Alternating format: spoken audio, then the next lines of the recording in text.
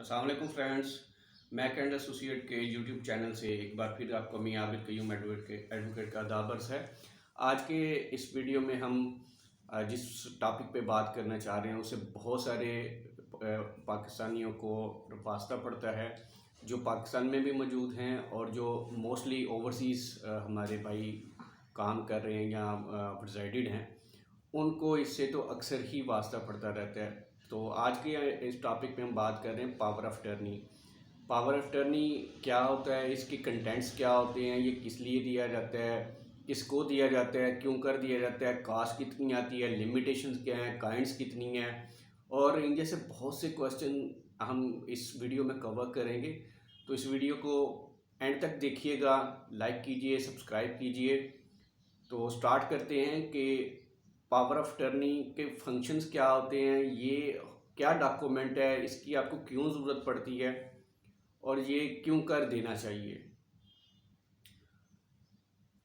Viewers, normally होता इस तरह से है कि बाज़ हम अपने लीगल जो इश्यूज़ हैं या जो लीगल मैटर्स हैं उनकी परसुएशन के लिए खुद से अवेलेबल नहीं होते हैं, मतलब इन पर्सन किसी कोर्ट पे या किसी लीगल फोरम पे या किसी ऑफिस में हम उससे नहीं जा पाते।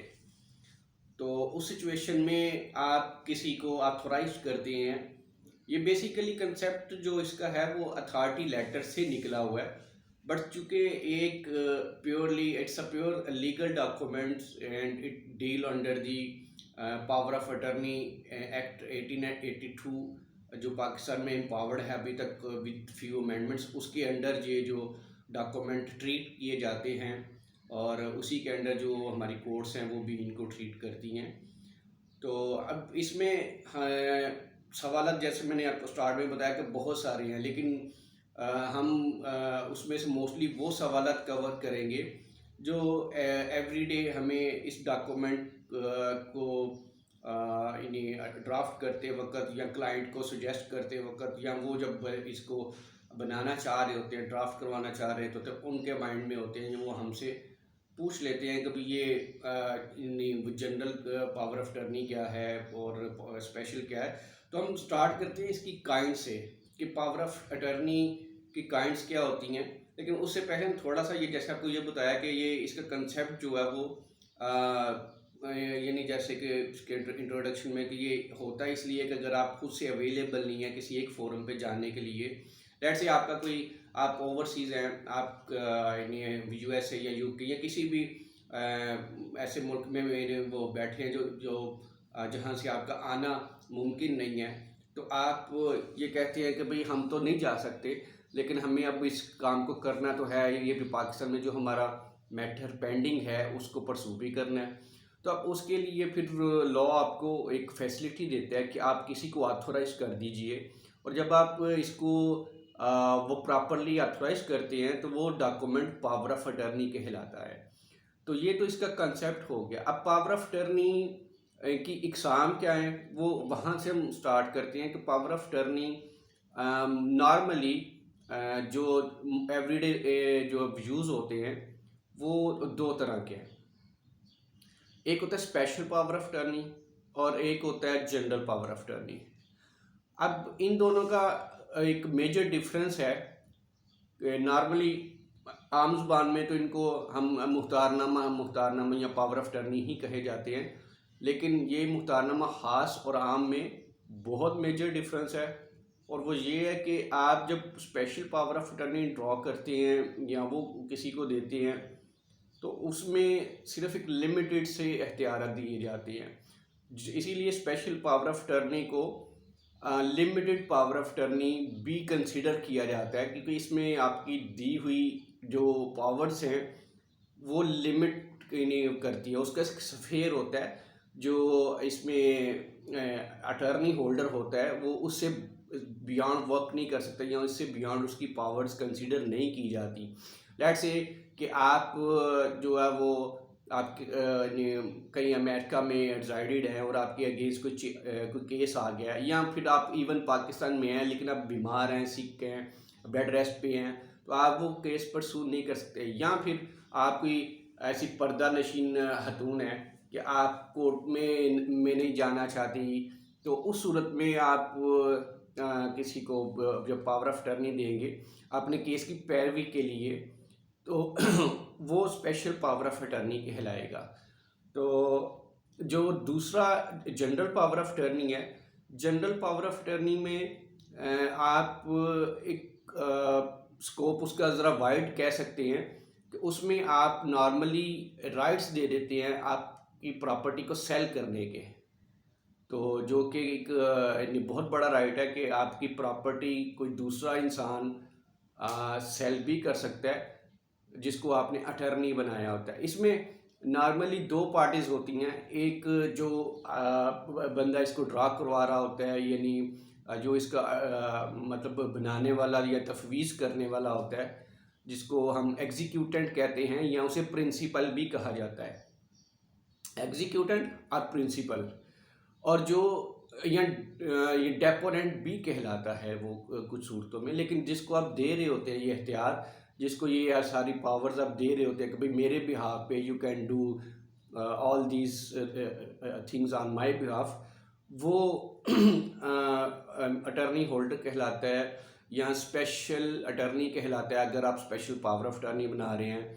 और अगर आप जनरल पावर ऑफ अटर्नी दे रहे हैं तो फिर उस सूरत में he will be called general attorney. तो ये उसके लिए एक वर्ड तफवीज़ किया जाता है। तो आप जो देने वाले हैं वो एग्जीक्यूटेंट आपको कहा जाएगा। तो एग्जीक्यूटेंट जो जब स्पेशल पावर ऑफ अटर्नी देता है तो वो नॉर्मली कोर्ट केसेस की पैरवी के लिए होता है। वो मैंने आपको बताया कि पाकिस्तान से भी हो सकता है और आप बाहर से भी दे सकते हैं। और जबकि जो जनरल पावर ऑफ अटर्नी होता है वो आप एक पर्टिकुलर पर्पस के लिए, जिसमें मोस्टली ट्रांसफ़र ऑफ प्रॉपर्टी होती है कि जो आपका जनरल अटर्नी है is authorized to sell your property, your plot, your villa और whatever premises you hold in the title documents. तो वो इस तरह का इख्तियार रखता है कि वो आपकी एब्सेंस में जो प्रॉपर्टी है वो सेल कर सकता है या फिर उसको आगे किसी दूसरे बंदे को दे सकता है, उसके ऊपर लोन ले सकता है, उसको मॉर्गेज कर सकता है, उसको ट्रांसफ़र कर सकता है, उसकी एक्सचेंज कर सकता है। ऐसे बहुत ज़्यादा राइट जो है वो उसको जनरल पावर ऑफ अटर्नी में मिले होते हैं। और अगर इसका मिस यूज़ हो, इसका गलत यूज़ हो, तो आपको आपकी प्रॉपर्टी से भी हाथ धोने पड़ सकते हैं। इसलिए बी केयरफुल, हमेशा जनरल पावर ऑफ अटर्नी देते हुए आप एहतियात से काम लें। और ये एक बड़ा सेंसिटिव डॉक्यूमेंट है। लीगल डॉक्यूमेंट्स में सबसे ज़्यादा डिस्प्यूट इसी के ऊपर अराइज होते हैं, जनरल पावर ऑफ अटर्नी पे। कि बाज़ का हम देखते हैं कि वो एक बंदा कहता है जी कि मैंने तो ये फ़लाँ को दिया था या फ़लाँ अरसे के लिए दिया था, तो इस ये मेरी प्रॉपर्टी तो इस पीरियड में सेल ही नहीं हुई, या इस तरह के बहुत ज़्यादा इश्यूज़ होते हैं कि वो मिस यूज़ हो जाता है।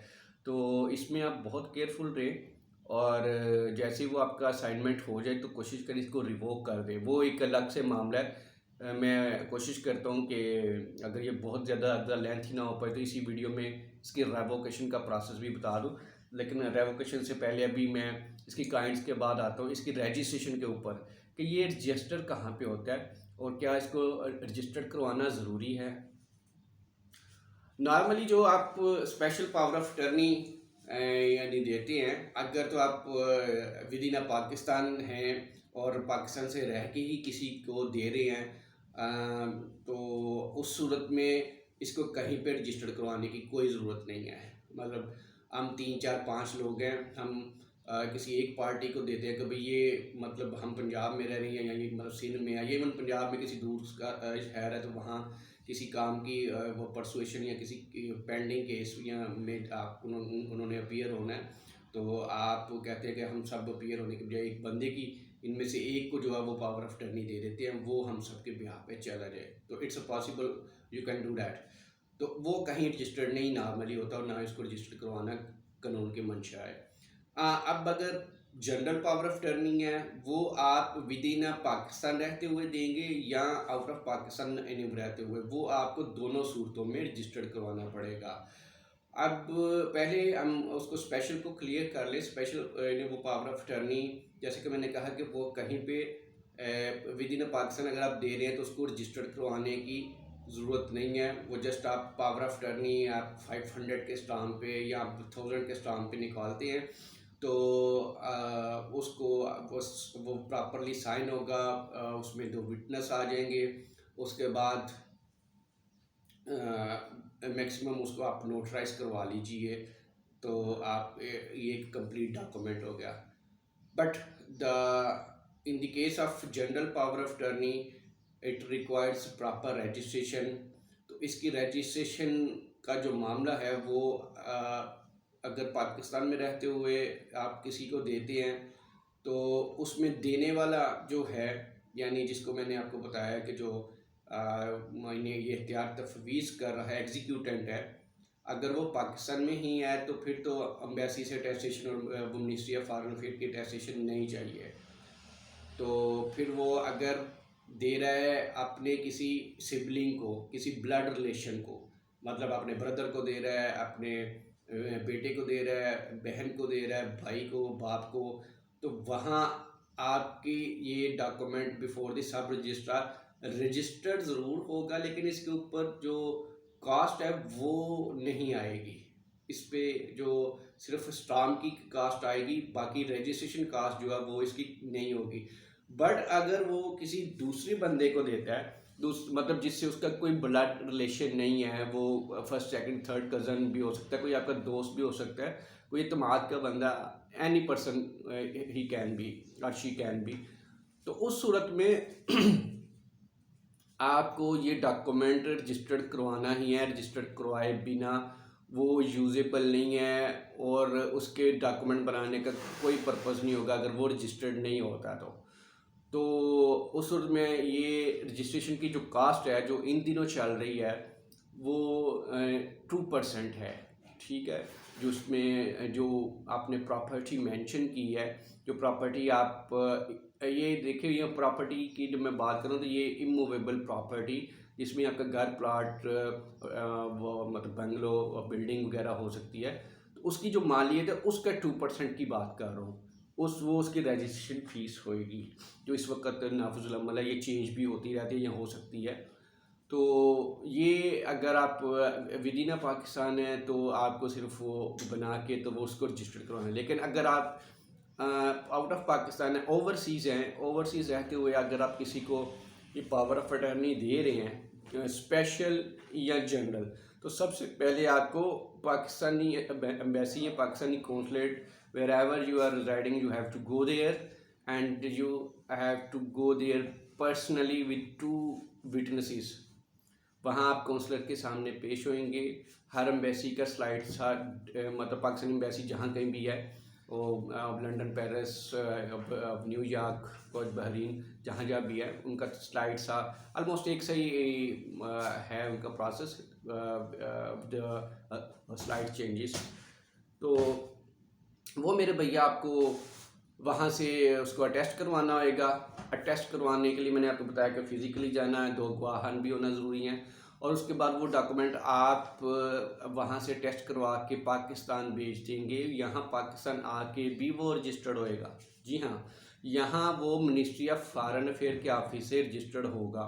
अगर आप समझते कि सिर्फ वहाँ से भेज दिया और यहाँ वो जो साहब हैं उसको ले जाएँ और वो यूज़ करें at departmental forum before the registrar or anywhere, तो वो इसको एक्सेप्ट नहीं करेंगे। वो कहेंगे जाए जनाब इसको आप ना मिनिस्ट्री ऑफ फॉरेन अफेयर के ऑफिस से टेस्ट करवा के लाएँ तो फिर ये यूज़ होगा। तो वो यानी वहाँ से तो टेस्ट आप करवाएंगे ही और उसको साइन स्टम्प करके, तो यहाँ पाकिस्तान से वो मिनिस्ट्री ऑफ फॉरेन अफेयर से टेस्ट होने के बाद वो यूजेबल है, वो एक कंप्लीट डॉक्यूमेंट बनता है। और फिर अगेन अगर वो जनरल पावर ऑफ अटर्नी है तो आपको उस प्रोसेस से गुजरना होगा जो मैंने आपको भी बताया कि उसमें रजिस्ट्रेशन होगी। अगर वो सगे बहन भाई को दिया है, ब्लड रिलेशन को दिया है, तो उसके ऊपर 2% फीस जनरल के पावर ऑफ अटर्नी के रजिस्ट्रेशन पे नहीं आएगी। But if you have given to such a person who is not your in blood relation, तो then you have to pay 2% stamp और रजिस्ट्रेशन फीस। तो ये उसकी कास्ट भी मैंने आपको बता दी, रजिस्ट्रेशन भी बता दी और उस दोनों का स्कोप भी बता दिया। हाँ, अब इसमें जो एक अहम बात है वो ये है कि इसको रिवोक करवाने का जो है सिलसिला, कि ये कितनी देर के लिए वैलिड होता है और इसको रिवोक करवाने का क्या प्रोसेस है। तो ये मेरे से ऑलरेडी एक वीडियो लेंथी हो चुकी है। तो आई थिंक ये रेवोकेशन का प्रोसेस भी रजिस्ट्रेशन की तरह एक थोड़ा सा लेंथी प्रोसेस है। तो वो हम इसकी सेकंड फेज़ में या नेक्स्ट वीडियो में इसको रखेंगे। इसके साथ कुछ और भी वो माइनर वो क्वेश्चन हैं जो इस वीडियो में कवर नहीं हो पाए। नॉर्मली होता है कि अगर मेरी क्वेश्चन होती है कि एक वीडियो में सारे के सारे ना लेके चलें, ताकि वो इतनी लेंथी ना हो कि आप बोर ना हो जाएं वीडियो को देखते देखते। तो इस अगले क्वेश्चंस के लिए आप मेरी नेक्स्ट वीडियो देखिएगा पावर ऑफ अटर्नी पे, जो इसका सेकंड फेज़ होएगा। तो आज तक की वीडियो में इतना ही था। होपफुली आपको जो इसका जनरल कंसेप्ट है और इसकी जो यानी वो बेसिक्स हैं, इसके जो कंटेंट्स हैं, वो मैंने आपको बताने की एफर्ट की है। तो hopefully it will give you a general analysis of the power of attorney. तो मिलते हैं इसके फेज़ 2 के साथ नेक्स्ट वीडियो में। तब तक के लिए अपना दोस्तों सबका ख्याल रखिएगा। अस्सलाम वालेकुम एंड अल्लाह हाफिज़।